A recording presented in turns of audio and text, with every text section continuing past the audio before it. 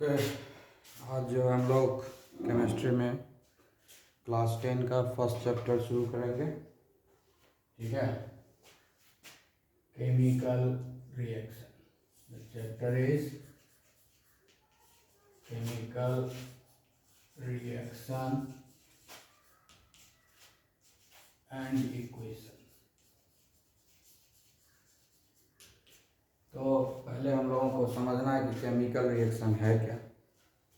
ठीक है, तो केमिकल रिएक्शन पहले हम लोग जानते हैं कि केमिकल रिएक्शन क्या है। Chemical reaction, so chemical reaction is what? It is a process. First is that it is a process. It is nothing but it is a process. So chemical reaction is a process. Chemical reactions are the process.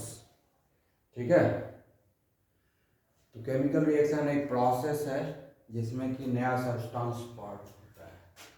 Chemical reaction एक process है जिसमें नया substance बनता है, new substances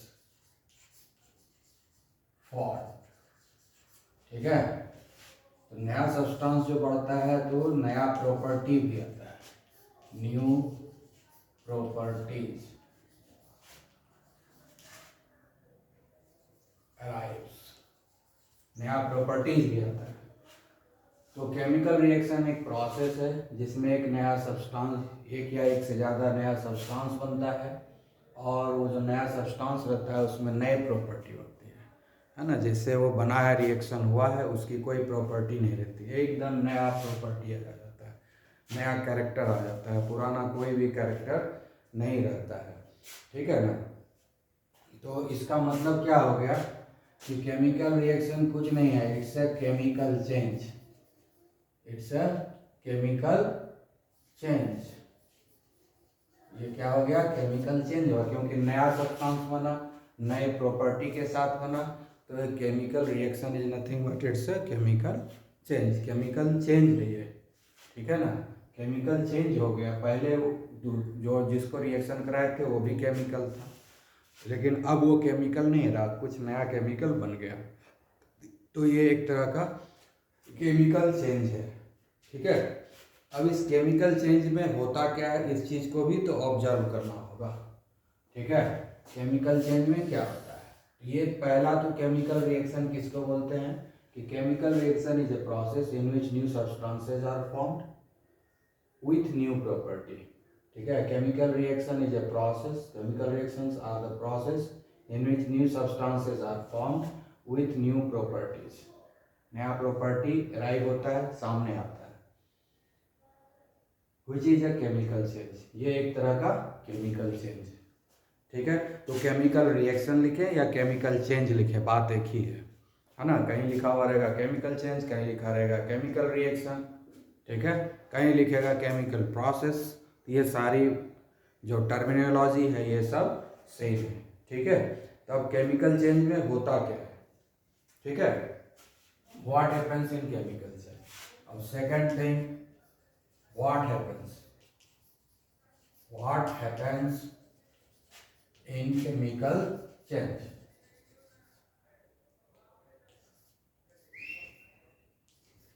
what happens in chemical change।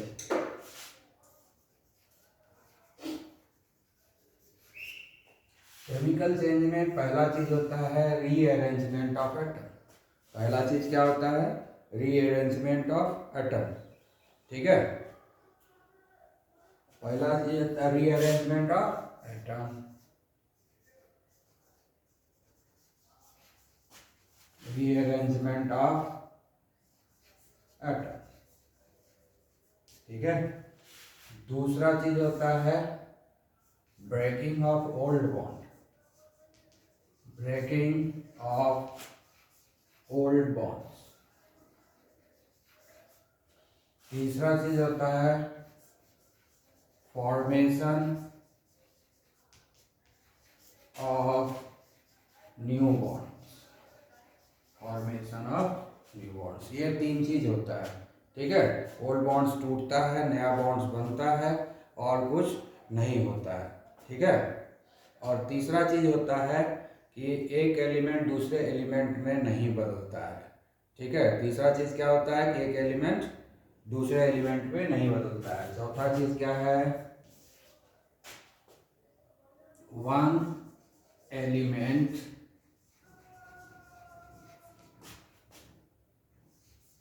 does not convert into another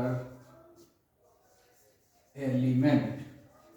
एक element दूसरे element में नहीं बदलता है, मतलब एक एटम दूसरे एटम में नहीं बदलता है।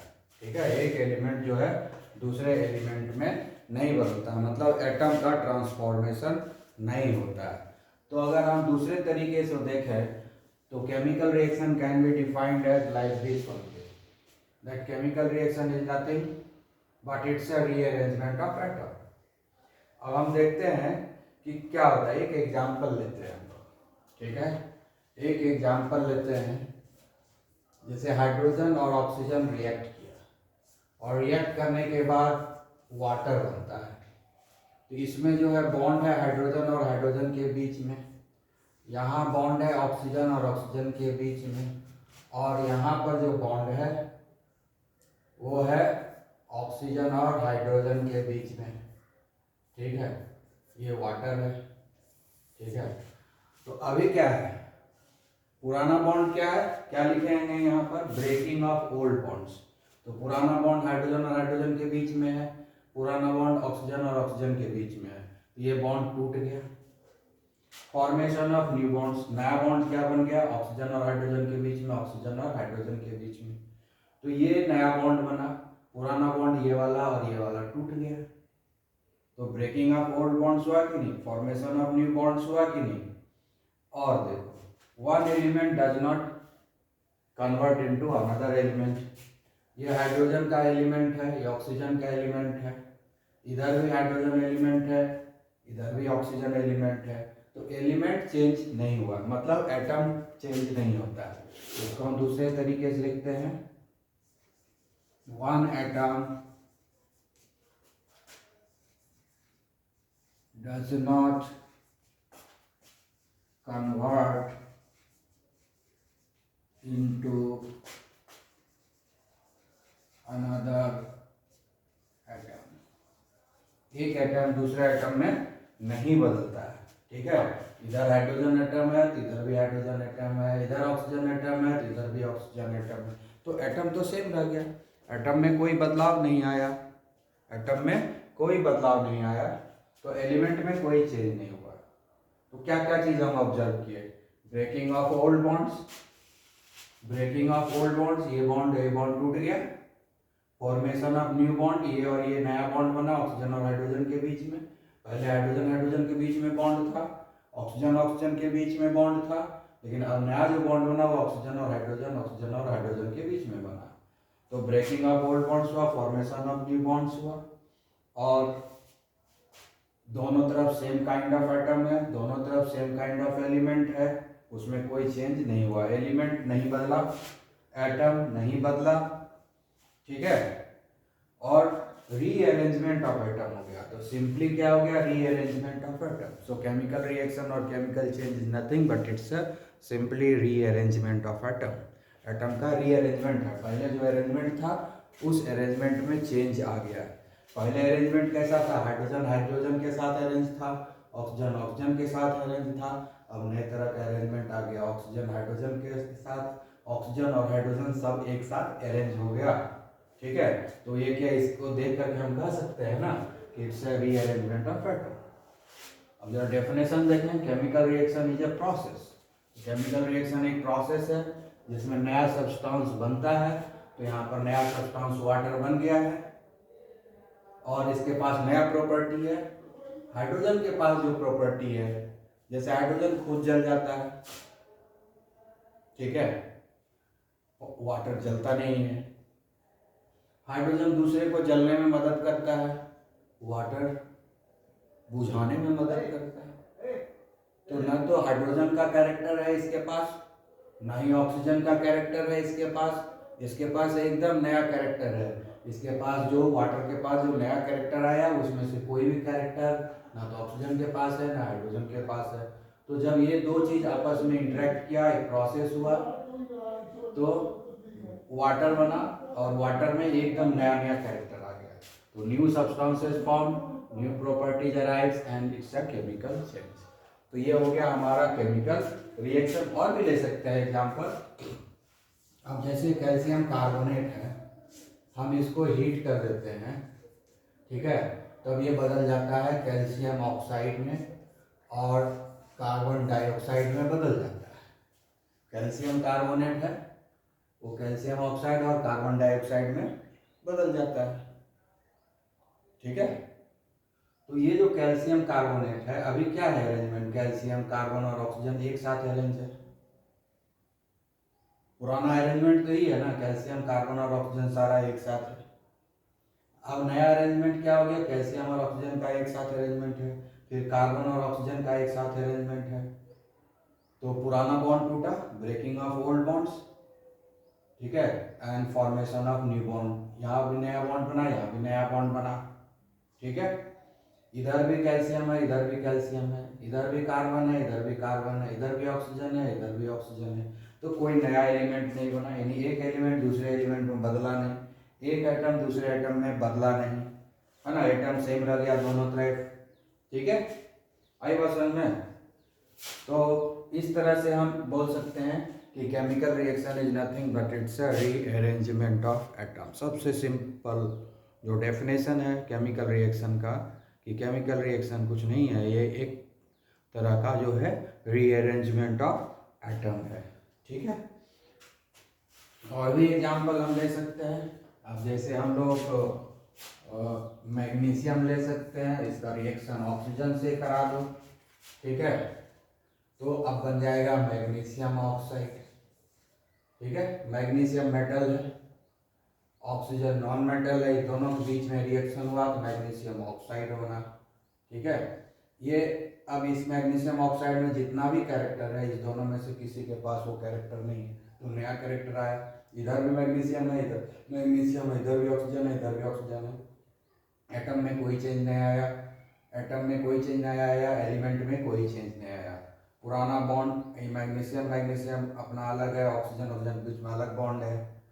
अब नया बॉन्ड हो गया मैग्नीशियम और ऑक्सीजन के बीच में, तो पुराना बॉन्ड टूट गया, नया बॉन्ड बन गया, ठीक है। इसके पास नया कैरेक्टर आ गया। तो ये सिंपली क्या हो गया, रीअरेंजमेंट। पहले मैग्नीशियम अलग था, ऑक्सीजन अलग था, अब दोनों साथ आ गया है, तो ये नए तरह का अरेंजमेंट हो गया। So that's why we say that chemical reaction is nothing but it's a rearrangement of atom, it's a rearrangement of atom, ठीक है।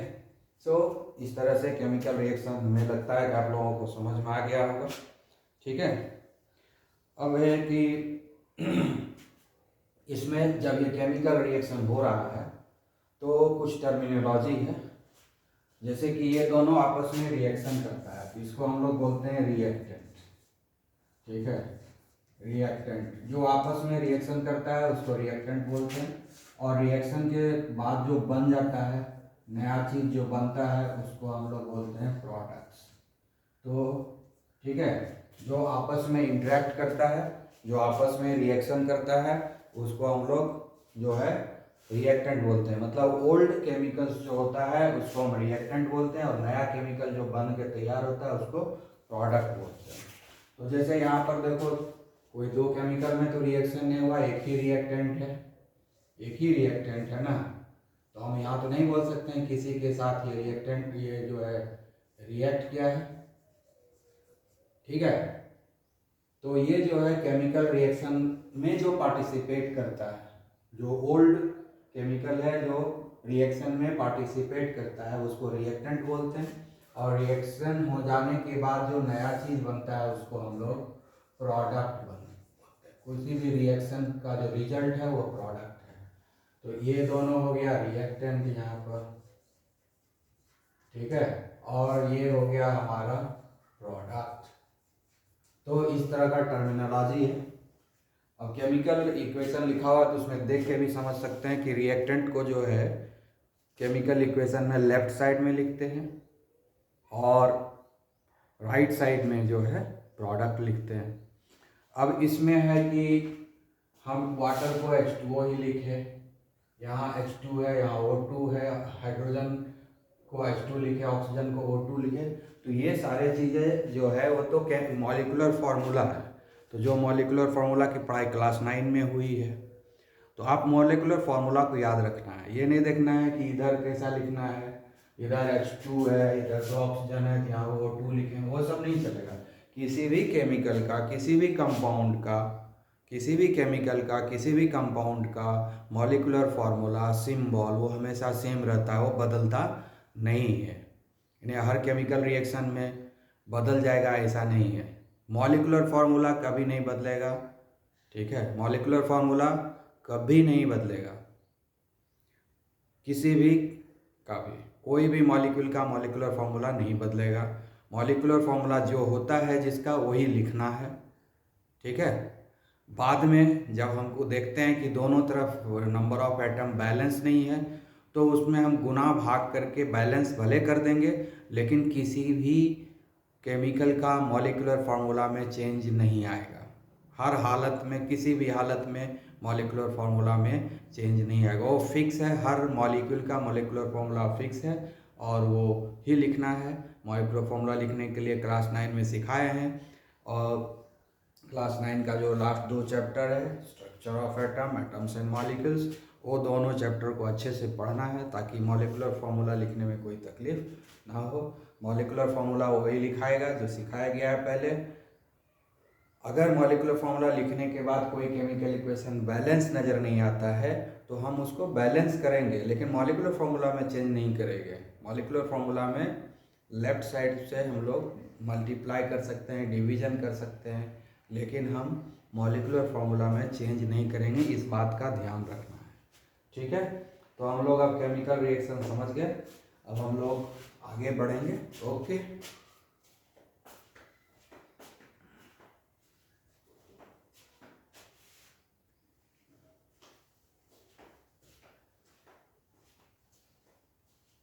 आपके बुक में एक स्पेशल रिएक्शन डिस्कस किया गया है, reaction between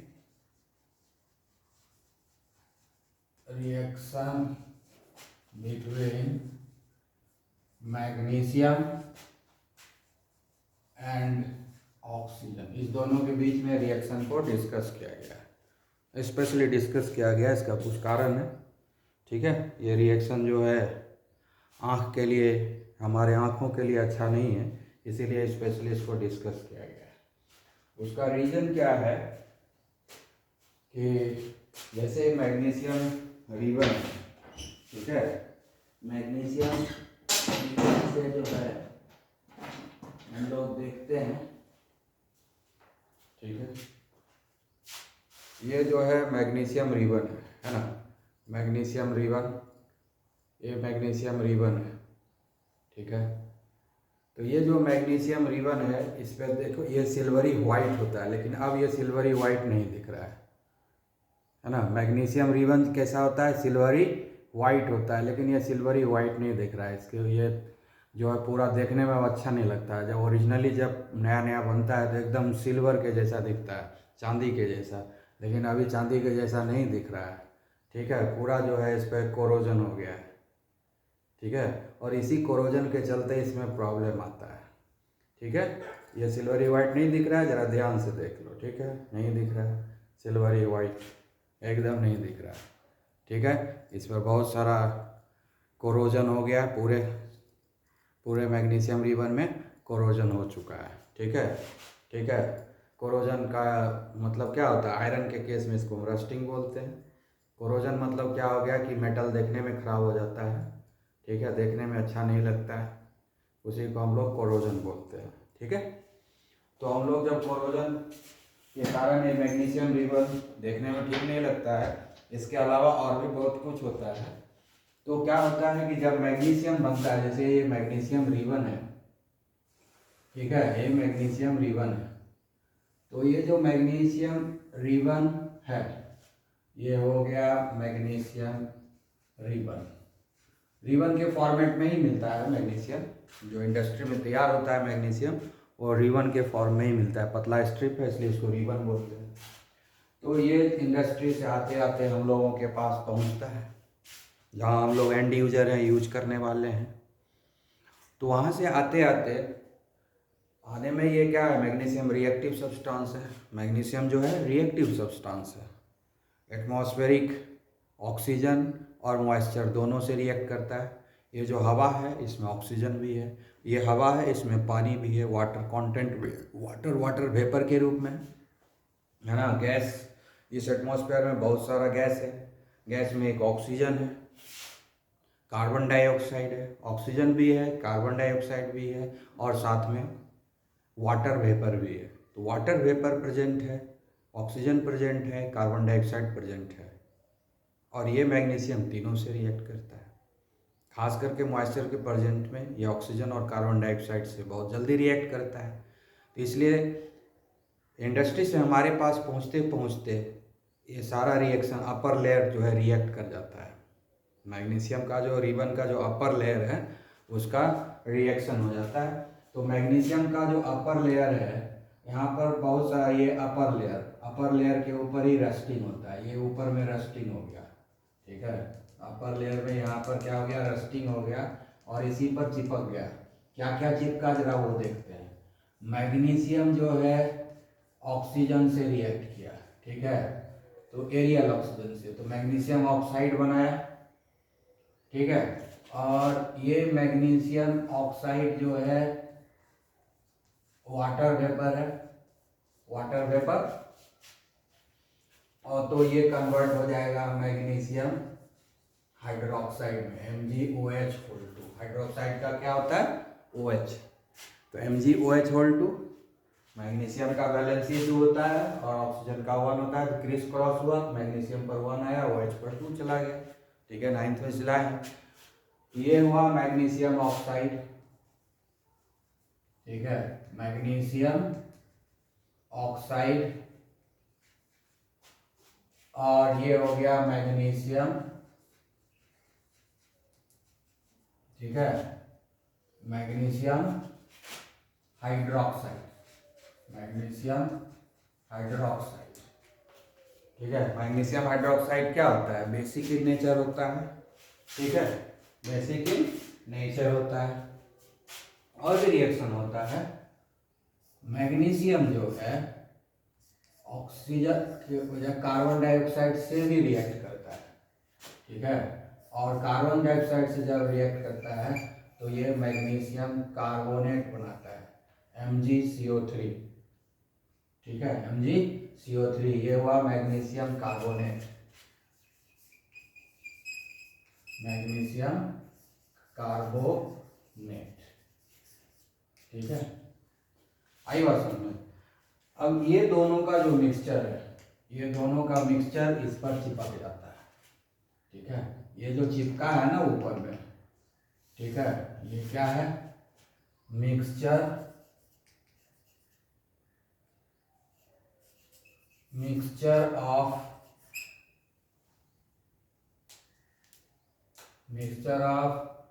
magnesium hydroxide and magnesium carbonate, ठीक है। ये यहाँ पर चिपका हुआ रहता है, ठीक है। आई बात समझ में। ये जो मैग्नीशियम और इसी को हम लोग बोलते हैं, ये जो मिक्सचर है ना, इसी को बोलते हैं basic magnesium carbonate, basic magnesium carbonate, ठीक है। इसको क्या बोलते हैं, बेसिक मैग्नीशियम कार्बोनेट, ठीक है। ये हो गया बेसिक मैग्नीशियम कार्बोनेट। अब ये जो बेसिक मैग्नीशियम कार्बोनेट होता है ये हार्ड होता है। बेसिक मैग्नीशियम कार्बोनेट क्या होता है, हार्ड होता है। दिस बेसिक मैग्नीशियम कार्बोनेट का जो मिक्सचर है ये हार्ड है ना, it is very hard and stuck to the surface of magnesium, ठीक है। होता क्या है, ये तो मैग्नीशियम का रिबन है, तो मैग्नीशियम रिवन का जो ऊपर वाला लेयर है सिर्फ वही रिएक्ट करता है ऑक्सीजन के साथ। मैग्नीशियम के ऊपर वाला लेयर, मैग्नीशियम ऑक्सीजन के, कुछ मैग्नीशियम ऑक्सीजन के साथ रिएक्ट कर गया, कुछ मैग्नीशियम कार्बन डाइऑक्साइड के साथ रिएक्ट कर गया। जो ऑक्सीजन के साथ रिएक्ट किया वो मैग्नीशियम ऑक्साइड में कन्वर्ट हो गया, ठीक है। और जो कार्बन डाइऑक्साइड के साथ रिएक्ट किया वो मैग्नीशियम कार्बोनेट बन गया, ठीक है। और मैग्नीशियम ऑक्साइड जो है वाटर में डिजॉल्व हो गया, वाटर डिजॉल्व होकर के मैग्नीशियम हाइड्रोक्साइड बना लिया। और इसके अलावा मैग्नीशियम जो है वाटर से भी डायरेक्ट रिएक्शन करता है, ठीक है। वाटर से भी धीरे धीरे रिएक्ट करेगा और इससे भी मैग्नीशियम हाइड्रोक्साइड बनेगा। तो मैग्नीशियम हाइड्रोक्साइड का क्वांटिटी भी ज़्यादा हो गया। मैग्नीशियम कार्बोनेट और मैग्नीशियम हाइड्रोक्साइड दोनों का मिक्सचर जो है इसलिए इसके ऊपर चिपक जाता है। इसी को हम लोग बोलते हैं बेसिक मैग्नीशियम कार्बोनेट। ये जो बेसिक मैग्नीशियम कार्बोनेट है वो हार्ड होता है, stuck to the surface of magnesium. ये जो बेसिक मैग्नीशियम कार्बोनेट होता है ये अपर लेयर पर चिपक जाता है, अपर लेयर पर चिपक जाएगा। इस साइड से भी, इस साइड से भी चिपक जाएगा, इस साइड से भी चिपक जाएगा और बीच में मैग्नीशियम पड़ा रहेगा। दोनों तरफ से जो अपर लेयर है, ठीक है, दोनों तरफ से दोनों तरफ का जो आउटर लेयर है उस पर बेसिक मैग्नीशियम कार्बोनेट चिपक जाता है, ठीक है।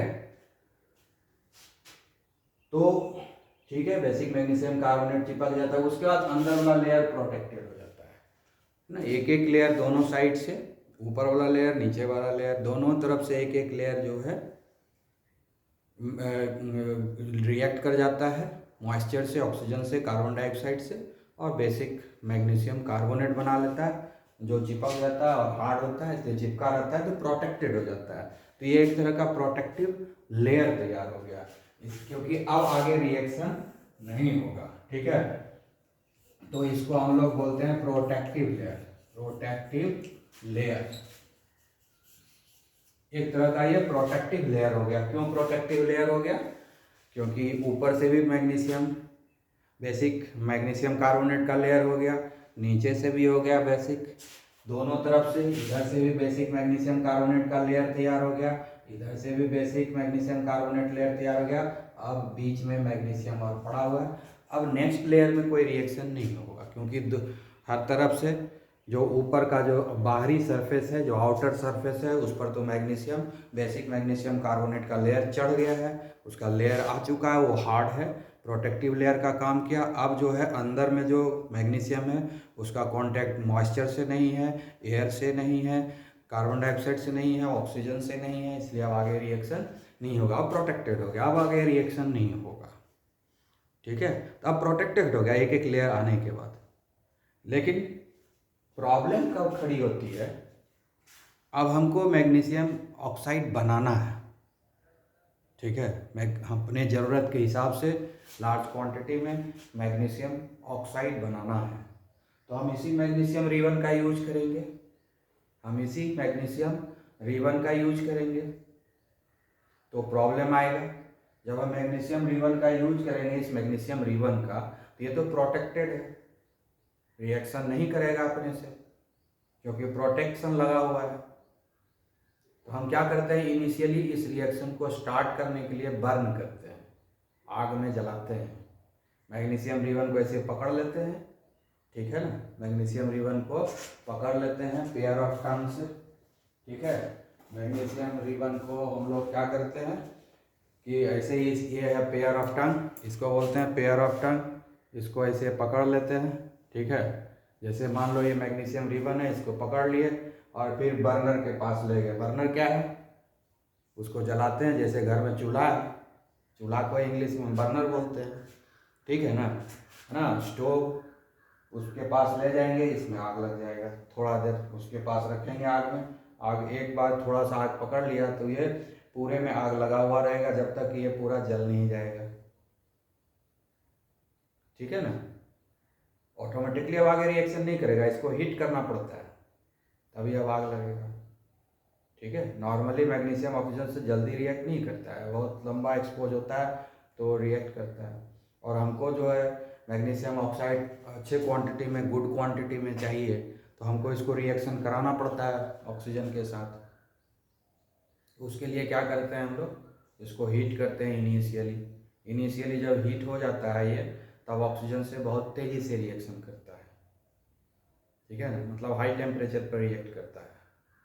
तो उस केस में क्या होता है कि अगर हम इसी मैग्नीशियम रिबन को, जिस पर कि बेसिक मैग्नीशियम कार्बोनेट का लेयर चढ़ा हुआ है, इसी को अगर हम आग में ले जाएंगे, ठीक है ना, तो बहुत प्रॉब्लम होगा। क्या होगा कि उससे इतना चमकीला लाइट आएगा, उसको बोलते हैं डैजलिंग वाइट लाइट, इतना चमकीला लाइट आएगा कि हम अंधे हो सकते हैं। हमारे आँख का जो रेटिना है वो बर्न हो सकता है, वो जल जाएगा, ठीक है, वो बर्न हो जाएगा, वो जल जाएगा, इतना ज़्यादा चमकीला होता है। जिस तरह से हम लोग मना करते हैं ना, सनलाइट को मत देखो, क्यों देखने से मना करते हैं? सनलाइट को डायरेक्ट, सन को डायरेक्ट देखने के लिए मना करते हैं, सन को डायरेक्ट देखने के लिए मना करते हैं, क्योंकि उसमें बहुत ज़्यादा एनर्जी होता है। रेटिना के पास उतनी कैपेसिटी नहीं कि उतनी एनर्जी को वो बर्दाश्त कर सके, टॉलरेट कर सके, तो रेटिना हमारा जल जाएगा। रेटिना एक बार जल गया तो फिर उसका कोई इलाज नहीं होगा, अंधा हो जाएंगे परमानेंटली, ठीक है ना, रेटिना जो है जल जाएगा। उसी क्वांटिटी में जो है उतना चमकीला लाइट, जितना कि सन जो है चमकीला लाइट देता है, जितना सन देता है उसी तरह का चमकीला लाइट निकलता है जब इसको हम जलाते हैं, ठीक है, उसको हम लोग बोलते हैं डैजलिंग वाइट लाइट। अब ये अगर मैग्नीशियम रिबन को बर्न करेंगे, ठीक है, तो क्या देगा ये डैजलिंग वाइट लाइट, ये क्या देता है, डैजलिंग वाइट लाइट, ठीक है। ऑक्सीजन से रिएक्ट करेगा तो क्या बनेगा, मैग्नीशियम ऑक्साइड तो बनेगा ही, लेकिन ये जो लेयर है ना इसके ऊपर magnesium carbonate, basic magnesium carbonate, ये भी तो रिएक्ट करता है उसमें।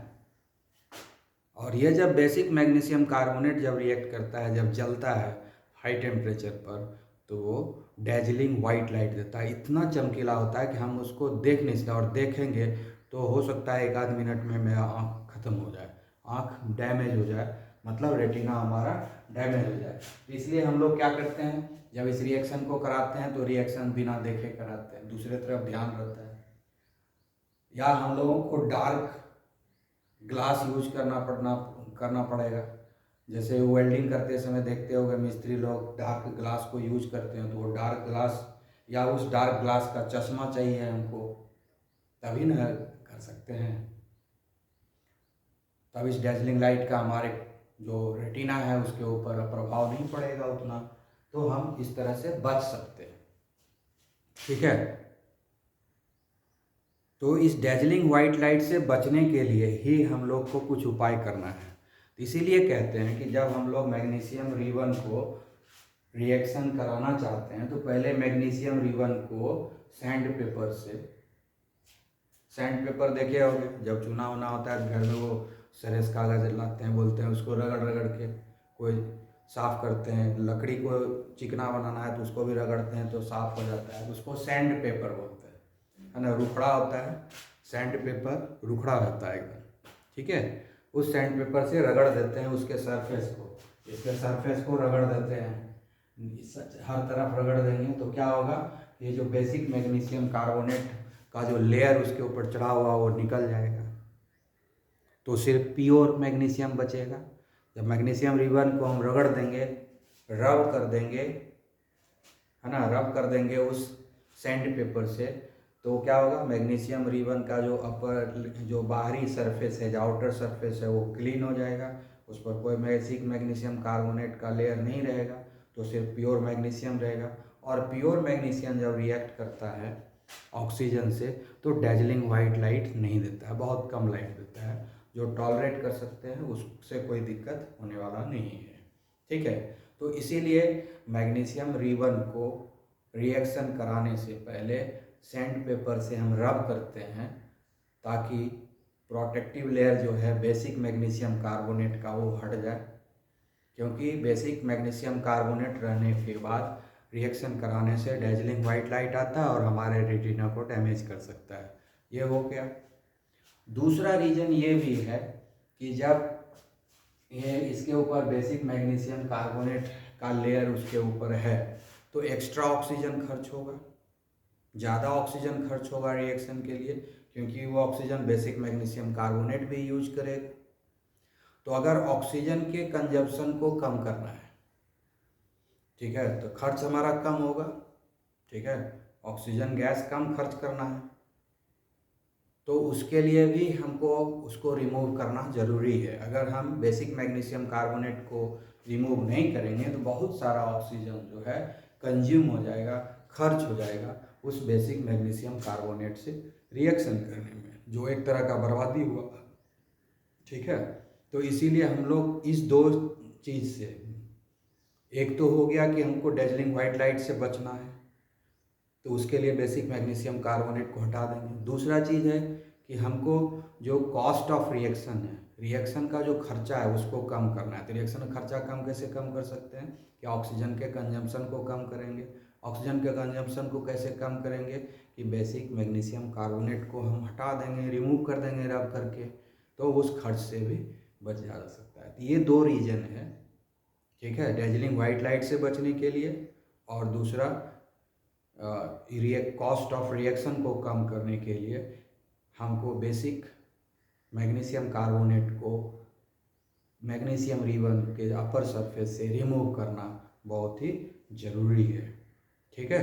इसीलिए रिएक्शन कराने से पहले मैग्नीशियम रिबन को हम लोग सैंड पेपर से रब करके साफ़ करा देते हैं, ताकि वाइट लाइट ना में डेजलिंग वाइट लाइट का सामना ना करना पड़े, उससे दिक्कत होती है।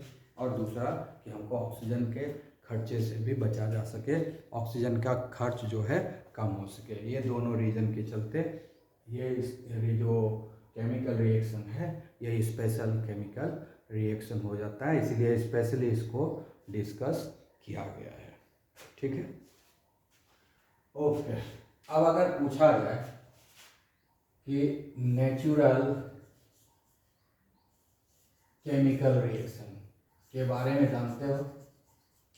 नेचुरल केमिकल रिएक्शन मतलब इस नेचर में जो केमिकल रिएक्शन हो रहा है, तो ये भी एक तरह का नेचुरल केमिकल रिएक्शन ही है, क्योंकि मैग्नीशियम रिबन रखा रहता है और उसके ऊपर लेयर जो है अपने आप तैयार हो जाता है बेसिक मैग्नीशियम कार्बोनेट का, ठीक है। तो हमारे डेली लाइफ में natural chemical reaction in daily life, ठीक है। तो क्या हुआ, फॉर्मेशन ऑफ कर्ड,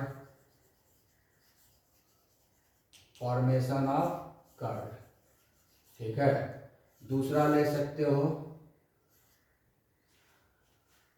जैसे कच्चा आम है, ठीक है, वो पक जाएगा